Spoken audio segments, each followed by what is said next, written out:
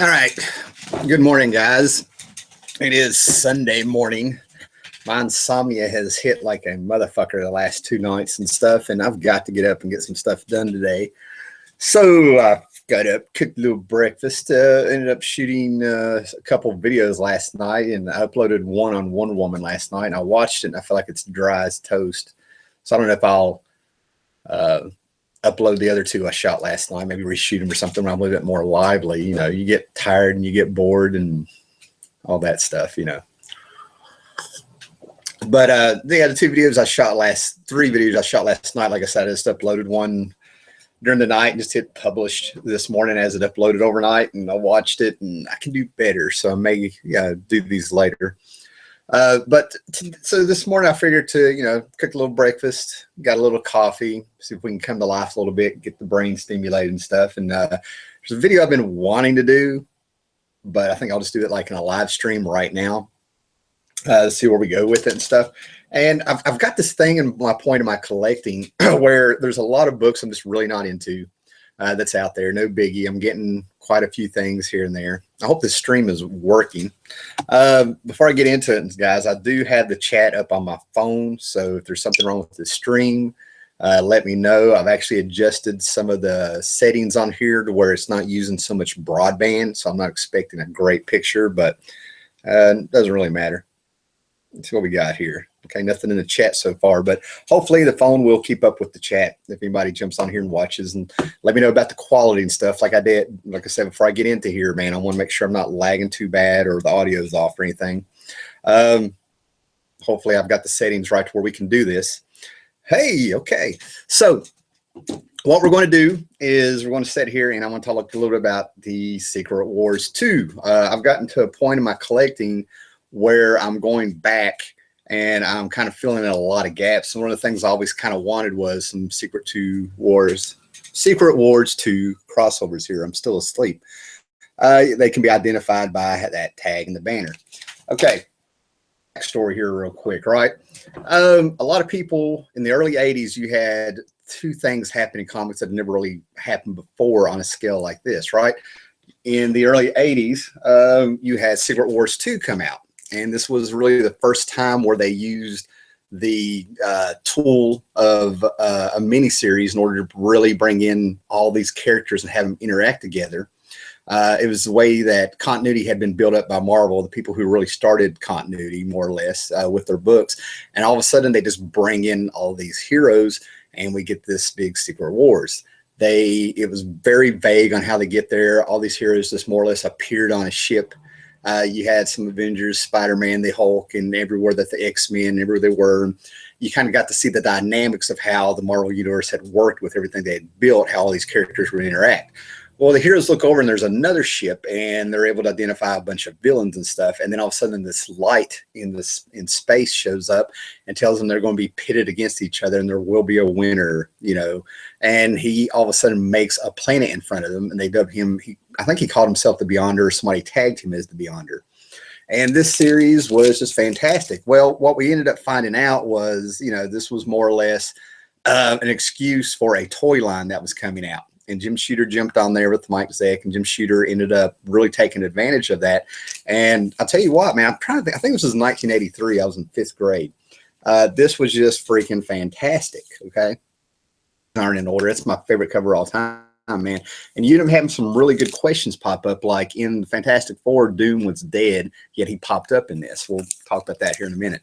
And then you had like Secret Wars, just showing weird things, like all of a sudden Magneto had a thing for the Wasp and all this stuff. And Colossus ended up falling in love with another alien. The X-Men still felt like they were outside of everything that was going on in the Marvel Universe, so they ended up kind of branching off on their own with Magneto. And you're sitting here flipping out like the X-Men are hanging out with Magneto, sort of, kind of. And, it was really, really cool, really good stuff here that was going on. You had the villains going on. This cover in particular, number 6, with all the villains on it, was reminiscent of something that happened a few years later. Really good stuff. And Galactus, of course, came in, and he was going to win on his own.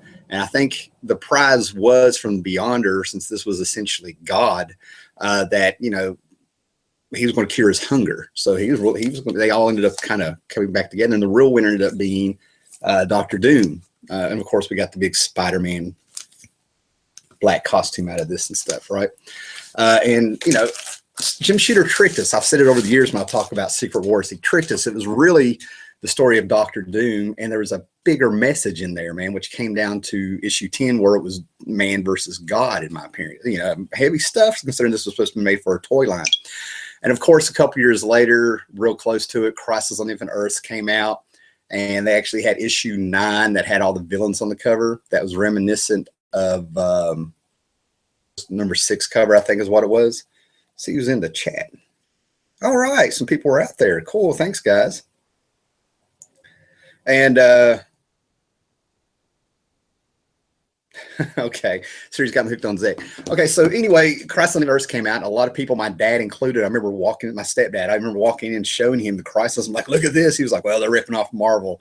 Stepdad was a huge Marvel guy, and of course, I was a DC guy because of the cartoons and TV shows that were on the late 70s and the movie, and I just gravitated that way. So everything we butted heads about, even down to our comics.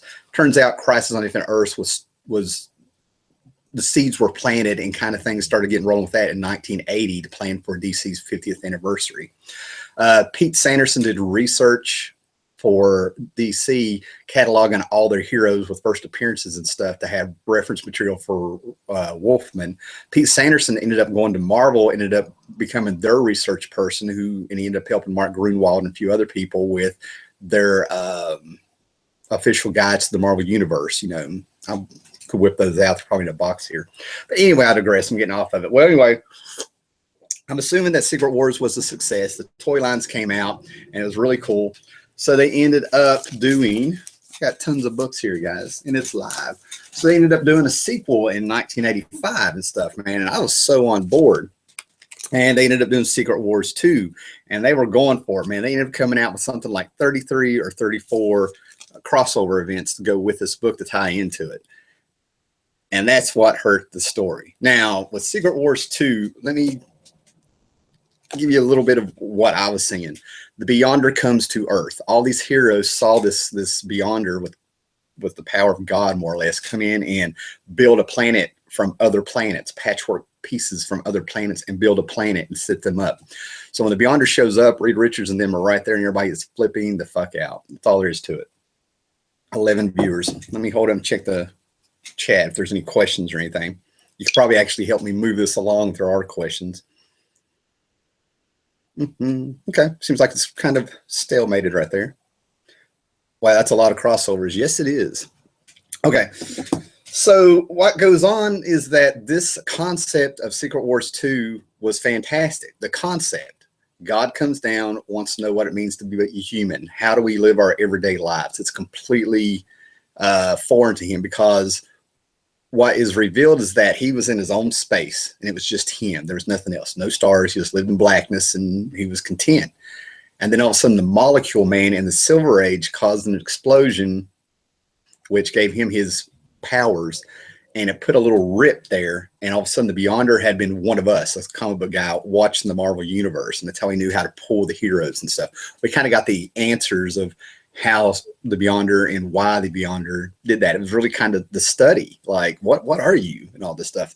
This omnipotent person who was everything and everything is him, all of a sudden finds out there's this chaos out there, you know, that's just sort of like called life, you know, and what it means to be human. Sounds like a great concept. Too bad the series sucked. And what Jim Shooter actually ended up doing, the one thing that I've never seen anybody really talk about stuff, is that he ends up having a little chapter there where the Beyonder takes human form. I'll get into that and stuff. I'm glad I'm doing this live. I'm all over the place. He takes human form. He bases his body. He gets an actual physical body based on Steve Rogers, Captain America, the perfect human, if you will. And he meets a little character named Boom Boom, a little runaway mutant. This thing is the epitome of the 80s. You know, side ponytails and the pants and just the fashion, everything, you know, shoulder pads, bad Jerry curl haircuts, everything that's 80s and stuff. You can go back and look at this. But anyway, he gets Boom Boom, a little runaway, and she's sort of his guide. And what is Jim Shooter is talking about all the temptations in life. You have to do it when you're young and naive in this world. And he ends up retelling the story of Pinocchio. Boom Boom is Jiminy Cricket, kind of guiding him around, trying to be a conscience that he's developing. And Beyonder is just like, oh, wow, everything is great. He gets fat from eating food. You know, all of a sudden he has gluttony and stuff like that. He ends up being taken advantage of by two or three con artists who are reminiscent of Pinocchio in the cartoon. I think they were a fox and a wolf or something like that. Ends up to Boys Town and all this stuff. He gets into materialistic things, all the trappings of being human. He gets into gadgets and stuff. He gets very vain. He dyes his hair black, gets a Jerry curl, all of a sudden starts dressing up, starts experiencing women and stuff, but it's not enough. He's finally getting it. Why is this all screwing up? He starts learning that, like, you know, he ends up seeing how, like, life is just really messed up and you can't trust people. What is this? And how do you guys do this every day? It's just this chaos out there of life is just awful. Too bad. So great concepts. What is it for God to try to be human? What is it to go down to the earth and walk around them like those Greek kings used to do when they would act, you know, put on makeup and look like they had leprosy, and they would walk about, you know, their people and hear what they thought about it and stuff like that. Things like that. And all right, live and going. But a lot of things hurt the series from what I've read and the things I've interviewed on, stuff like that. And Jared Osborne's there. Maybe he heard some stories while he was working at Marvel. This is where Jim Shooter really kind of became a control freak, from what I heard, and really became really hard to work with, is what they were saying. He would have people, you know, everybody's going to have a crossover with Secret Wars 2, and he would get the scripts and he was throwing them back at people saying, okay, rewrite that. So there was actual books that got rewritten and stuff. The stories had Al Milgrom on here, and I'm not going to put down Al Milgrom, okay, but I don't think he was the artist for this. Al Milgrom can tell a story, but when you have a comic book wide crossover and stuff, and you're resorting to a John Byrne cover on the first one and stuff, you kind of set expectations high. When you look at Al Milgrom's work in here, you're just sort of like, wow, okay. So it kind of got bogged down with making sure that all these books tied into the story. It kind of got bogged down with people apparently being unhappy while the series was going on. And then Jim Shooter ended up doing little things where he took little jibes at everybody. I don't know if it was personal attacks or if he was picking on people. And this led to other things in comic book history. In the very first issue, we get Thunder Sword. All of a sudden, this villain pops up.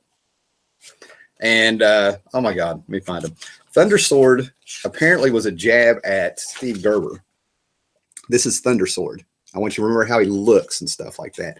Thunder Sword was this thing about Hollywood and doing cartoons for kids and all this stuff, and having violence in them and stuff, and how hypocritical it is, because Steve Gerber at the time was working in cartoons and did things like G.I. Joe and Thundar the Barbarian. Lag going on. Was working for doing Thundar the Barbarian and cartoons in Hollywood and stuff, and he said those things about Marvel, you know, about violence and stuff. So Jim Shooter took this opportunity to cast Thunder Sword,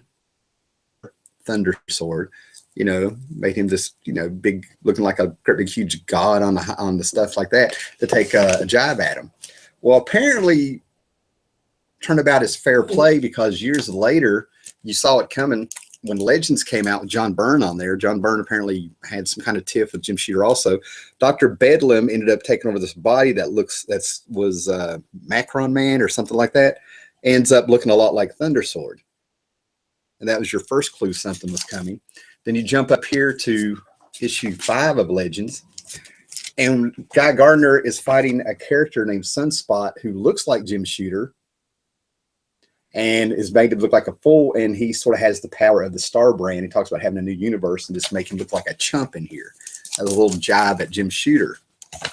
The jibes lasted over the years and stuff, because when John Byrne got to take over Jim Shooter's, after Jim Shooter was let go as Marvel editor-in-chief and stuff, Jim Shooter is from Pittsburgh, so they turned around and blew up Pittsburgh and called it the Pit. Oh, and then it gets even better. They went ahead, and years later in Fantastic Four 319, they did Secret Wars 3 that just showed the Beyonder wasn't that big of a deal. He was just a cosmic cube that he evolved, and there's 3 or 4 other characters that are like, you're no big deal. We got the same power. So they were just like chopping him away over the years and stuff. I guess it was working with him. Okay. So Secret Wars 2 went on. We had the heroes going on and trying to tie into all these things. He's trying to find his way in life. Could have been a really great book, really philosophical and stuff. And it just kept getting. And of course, who is the big bad guy in it? The devil, Mephisto. Okay. Mephisto is going after the Beyonder. And the Beyonder stream doesn't shut down on me. And the Beyonder ends up making a machine that takes all of his power and store it, and he finally feels like what it is to be human. That's when Mephisto comes after him. He's running around in a big panic. It's like he's born again. This great big huge. Let me give the stream a minute. It's lagging on my end. Let me check the comments while we're there. Uh-oh. Oh, I think I lost it. Okay, give me a minute here. Let me find the chat. Drink a little coffee. This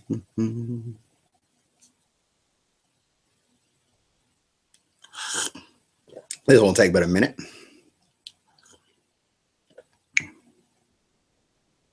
Getting all excited. I think the coffee's kicking in while I'm talking. It's like, woo. Well, we're just going to have to do a little Google search. What is this? Secret Wars 2 live chat.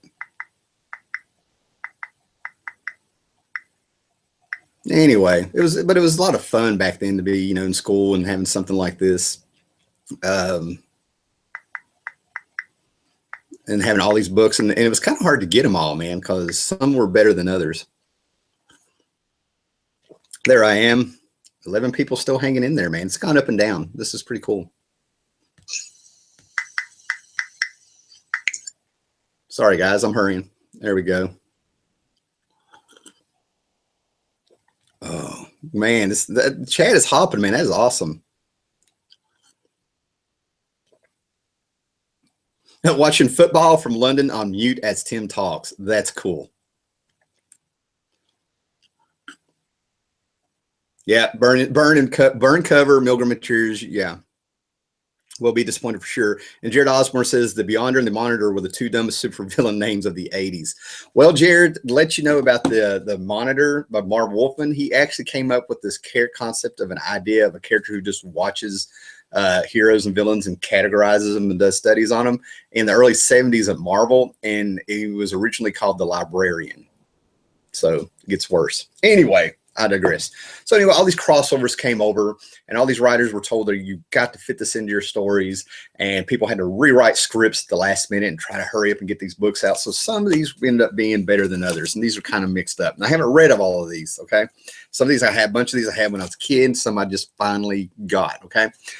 Chris Claremont dealt with the Beyonder pretty good. Godlike being, finally had somebody for Rachel to come out with the Phoenix Force and actually be able to just kind of like go wide open and try to do that.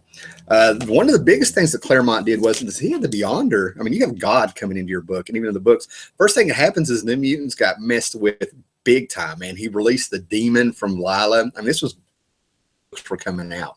He released the demon out of Lila. He apparently not only killed the New Mutants, but he wiped them out of existence. And I'm not going to ruin it. There's a little bit more there, which is why they were able to come back. I mean, you know, Claremont, you really kind of wanted to skew the look or read into it. You know, he had the idea of a vengeful God. You know, let's put it that way. I mean, that's how I look at it. Beyonder was God, is what they're saying. I mean, that's kind of, you know, taboo. Of course, you had Spider-Man. These were the ones that were harder to get. Haven't read this one yet, so we'll see what's going on with the Beyonder. But then some of the authors had the Beyonder interact with the characters. They were talking about the consequences of God walking through, and we're being left with the mess. And the classic one here, the classic one, let me find the two, there's two of them, was with Spider-Man. We have a Spider-Man number 6, and it was another Spider-Man. Oh, look at this. Oh, got some doubles in here. Yeah. Was the fact that when Beyonder was getting explained what money was and gold and how humans are materialistic and what we find in value, he's like, okay, I love you, because he fell in love with Dazzler. And he also kind of wanted to fall in love with Boom Boom, but they both turned him down and stuff. And with one of them, I think he offered them gold, and he ends up turning a whole building into gold that collapses with people inside of it. And we had these two books that come together, covers, and Spider-Man is there helping with this building turned to gold. It collapses because gold is a soft metal, of course. There's people trapped inside and on the streets and stuff. And you had the military come in, and now you also have this unbelievable amount of gold that's going to make the value of gold go down. It could crash the economy. So the military comes in, Spider-Man's helping out with people and a bunch of other things, but it was like, what would really happen if you got that much gold? Well, the military ended up taking it and they put it into the deepest crater in the ocean. And what was really weird is the way I was reading it, the military kind of actually reminded me of G.I. Joe, where they stepping in. And then, you know, you have the Beyonder following around with Captain America. Number 308. I read this back in the day. I don't remember anything kind of going on. Martin Greenwald had a good handle on the character. And then they made Secret War 2 books they made books crossover Secret Wars 2 that probably needed a boost in sales. They always do that. You know, so he popped up with Cloak and Dagger and messed around with what they're about. If you don't remember, Cloak had the darkness and Dagger had the light, and the darkness kind of messed with Cloak a little bit and stuff. So he kind of messed with that a little bit. And then John Byrne seemed to always, to me, have a handle on how to use the Beyonder. And that's where he came in, and he had the Beyonder pop up in the Fantastic Four for a few issues. And kind of explain how he had taken, when John Byrne does sci-fi, he likes to play with time travel. He did it with his 4-issue OMAC series. I'm trying to think, there's a few other things. He plays with time travel. He did it with the Next Men big time, scattered them throughout history and things like that. So he played with time travel here where Dr. Doom was dead, and the Beyonder says, well, it's now in Secret Wars 2 that he's recreated Dr. Doom, and he threw him back in time to Battle World Secret Wars 2. So Dr. Doom kind of lives some of his life kind of like in a reverse, I guess. Time travel gives you headaches, makes you blow up.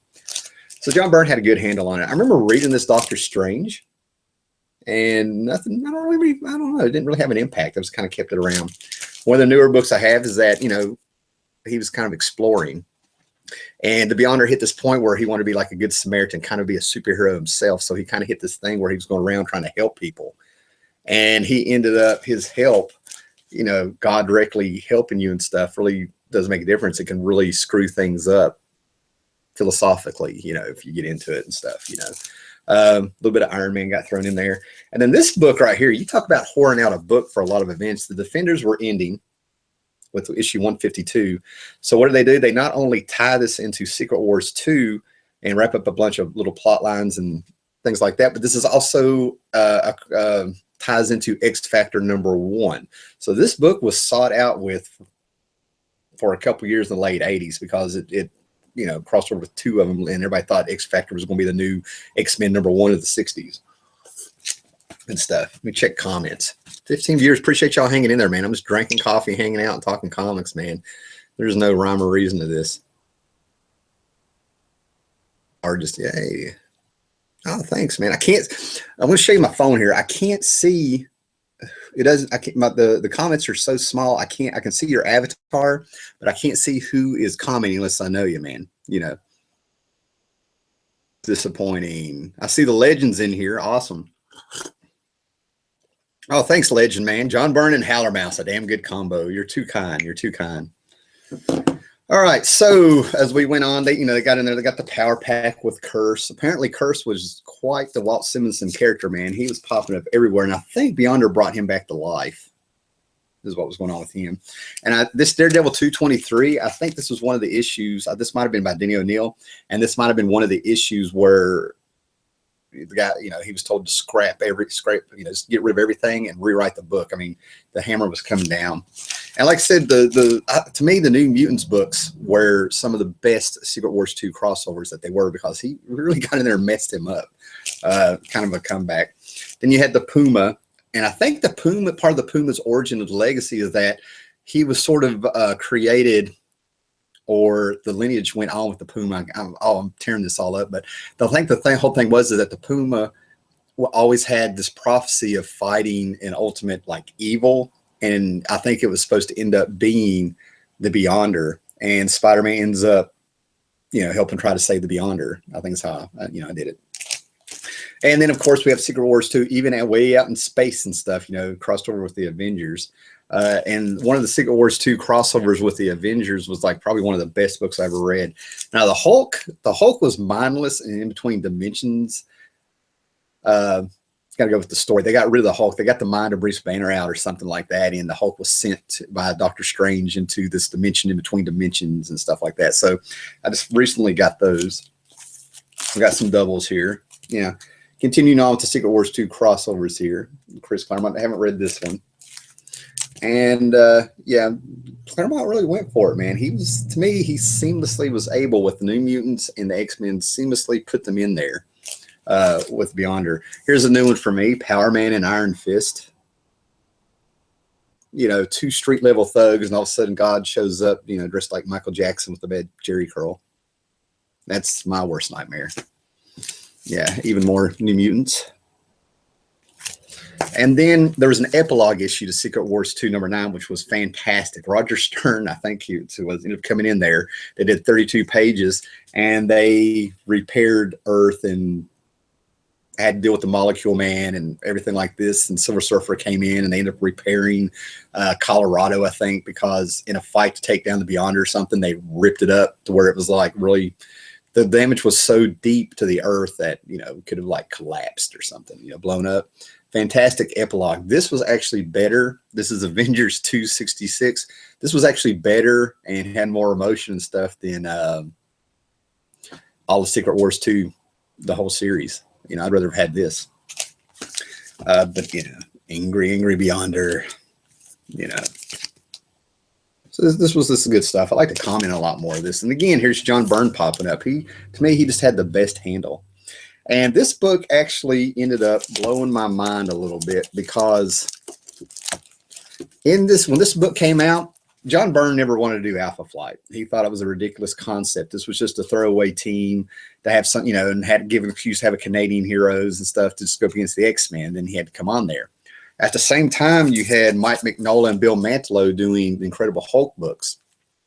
So after this issue, they just traded books. John Byrne did the Secret Wars 2 issue, and the Hulk pops up. And the very next month, you had Bill Mantlo and Mike Mignola taking over Alpha Flight and John Byrne on X-Men. So when you get online, there's an unofficial crossover, and I tracked this book down. Never really wanted it. Hulk 313 that they say is an unofficial tie-in. Well, it's the freaking unofficial tie-in because the last freaking panel is the Hulk popping up like he does on the cover in there. They're fishing for a body because Box is hosting somebody's soul. It's a robot. You got to go back and read and stuff. And they think they found something that has no mind and it's strong and ends up being the Hulk. So just because this book ends up dovetailing with this book on the very last page, they consider this a Secret Wars 2 crossover. It's ridiculous, man. It was ridiculous. When I read it, I'm sitting there flipping through it like, where's the tie-in and stuff? I wonder if anybody's got any questions or anything. Let me see. Oh, let's slow down a little bit. I hope I'm not boring you guys.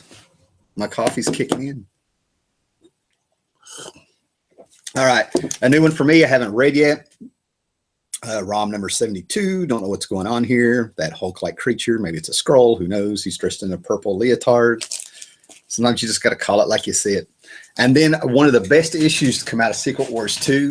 This was taking place when Beyonder was trying to be a good Samaritan. So he pops up at the end to talk to Johnny. But Johnny's going to quit. And this book has all kinds of little history to it. In the 70s, you had a Fantastic Four cartoon. Stan Lee wrote almost every episode, I think.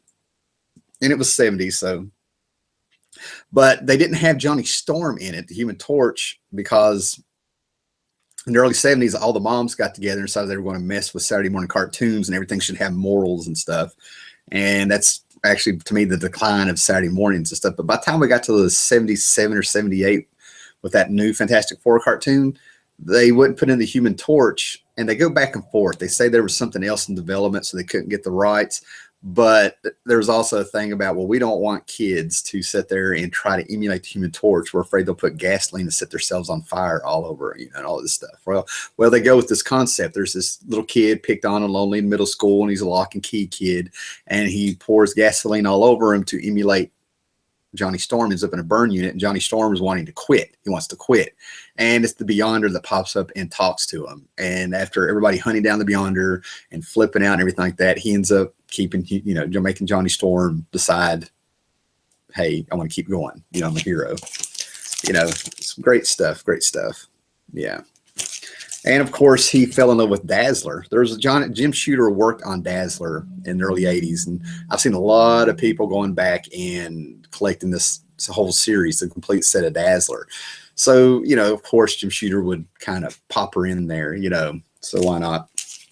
Yeah, here's another one that I just got. The Spider-Man issues were kind of pricey to find, but I've luckily found them real cheap, $1 a piece. And this one was no surprise working in the Thing. Like I said, I think they were trying to save some titles and stuff. Here's the last one in the stack. But what happened was Mephisto wanted to take down Beyonder, so the Mephisto got all the heroes, amped up their power, sent them after Beyonder. The Beyonder ended up getting the champion. He ended up getting the Thing in the Secret Wars 2 series. This was the last one I bought to complete the set, and he ended up giving the Thing amped up powers and set him out there and stuff. And at this time, this is when I think the Thing became a wrestler in like the Universal Wrestling Federation or something, where it was like super strong. And it was a little, Jamar Greenwald was doing a real subtle thing about steroids and wrestling, how these guys can have these physiques because they're all juiced up. And there was a guy named the Power Broker that were giving these wrestlers treatments to make them super powered, superhuman, and all this stuff, right?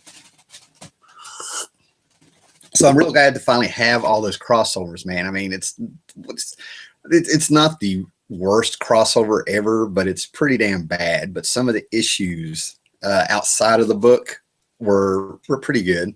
They did, push the story along, and they did help solve a few plot lines, and it was a good plot point, especially with what Claremont did with it. I think Claremont and John Byrne handled them freaking awesome. But then, the actual book itself, it's like, oh my God, it was pretty bad, but it was new. Nothing had been done like this before. And the ramifications that came out of it for Shooter, I guess, finally really pissing a lot of people off that worked at Marvel, ended up leaving and got a lot of cheap shots over the years. Hey, what we got here? Who we are? I wish I knew some more of these avatars. Yeah. Oh, cool. Now we're going to some fantastic. Whoa, I love that ROM issue. Oh my gosh, I wish I could see who everybody is.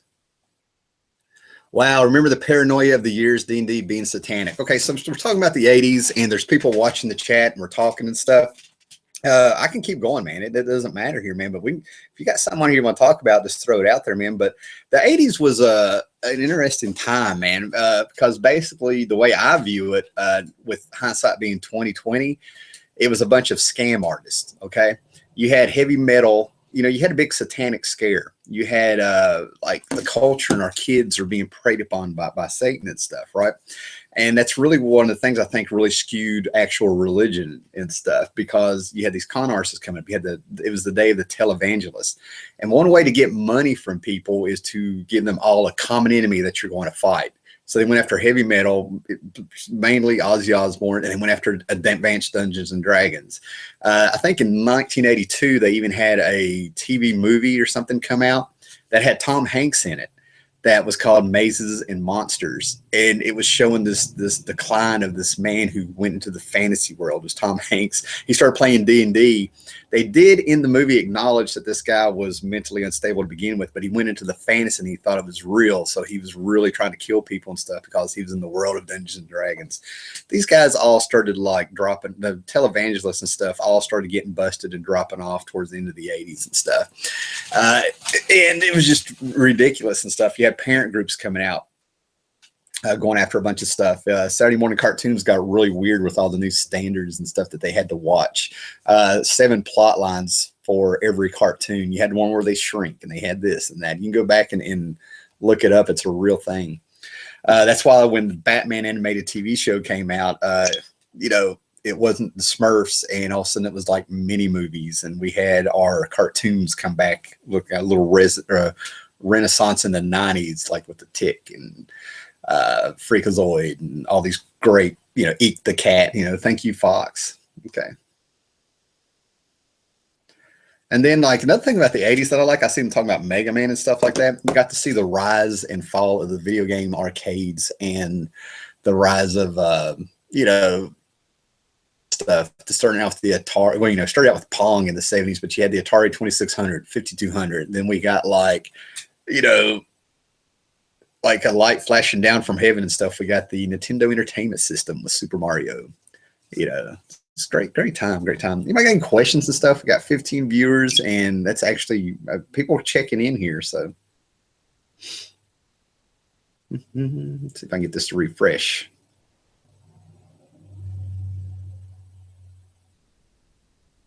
Hard continuity of Jim Shooter. You know, Jim Shooter ended up, we're starting to write comics when he was like 13. He would just kind of mail them to DC doing Legion stories and stuff. They didn't know how old he was until they got him on the phone and said he needed to come in for like a meeting or something. And they figured it out and talked to his mom. So Jim Shooter was really interesting. He got into comics that young. And then he kind of got shaped and molded. I'm going to get off here in a minute. He kind of shaped and molded by these old school guys that did comics. You know, the attitudes of, you know, you kind of, you know, it was kind of a business, and it was a bit more, you showed up in the suit and tie. And then when he got to Marvel, when he was like, you know, probably early teens, late teens, early 20s, he turned around and, favorite arcade game. What's your favorite 80s arcade game, Howler? You know, I'm going to have to go with Super Mario and Rygar. I spent a lot of money on them and stuff. I got somebody trying to say they're coming over here and stuff. That was my favorite one. All right, guys. Sorry, man, guys. I got company coming over, apparently. I just got the message and stuff, so I'm going to have to jump off here, man. But thanks for everybody that tuned in. I might do another one of these later today to continue off where we're at, so stay tuned maybe in an hour or two or something like that, depending on what's going on. So thanks for everybody that's checked in. This ended up being a lot of fun. I think I'm awake now. And I will check back in a little bit later. I hope you don't mind 2 live shows in a day. Okay, later, guys.